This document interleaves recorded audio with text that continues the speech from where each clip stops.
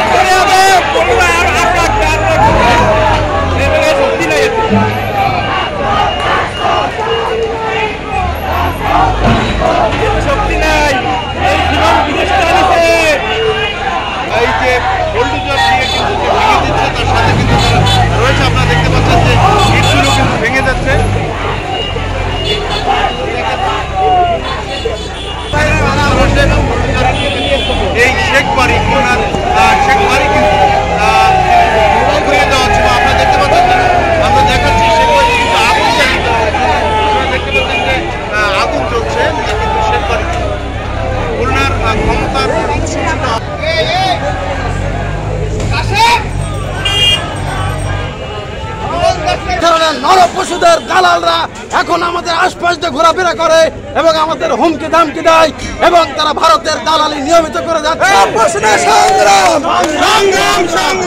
আমাদের এই যত দালাল আছে এবং আওয়ামী লীগের যত ক্যাবলা আছে, এই শেখ বাড়ি ছিল পদ্মারি পাড়ের আওয়ামী লীগের ক্যাবলা। এই ক্যাবলাকে আমরা ভেঙে দিতে চাই।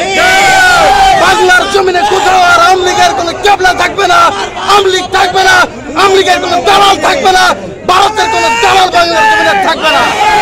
আমরা বাংলাদেশ থেকে ভারতের দালালদের, আওয়ামী লীগের দালালদের চিরতরে আমরা মুছে দিতে চাই। আওয়ামী লীগ নামক কোন শব্দ, কোন বাক্য বাংলার জমিনের উচ্চারণ হবে না। আজ থেকে বলে দিচ্ছে, আগামীতে নতুন প্রজন্ম, নতুনরা উদ্যোগ নিয়েছে, নতুন দল আসবে, তার নেতৃত্বে বাংলাদেশ চলবে। শেখ বাড়িকে আমরা মুছে দেবো ইনশাআল্লাহ। আসসালামু আলাইকুম, আমি মহরম হাসান মাহিম, যুগ্ম আহ্বায়ক।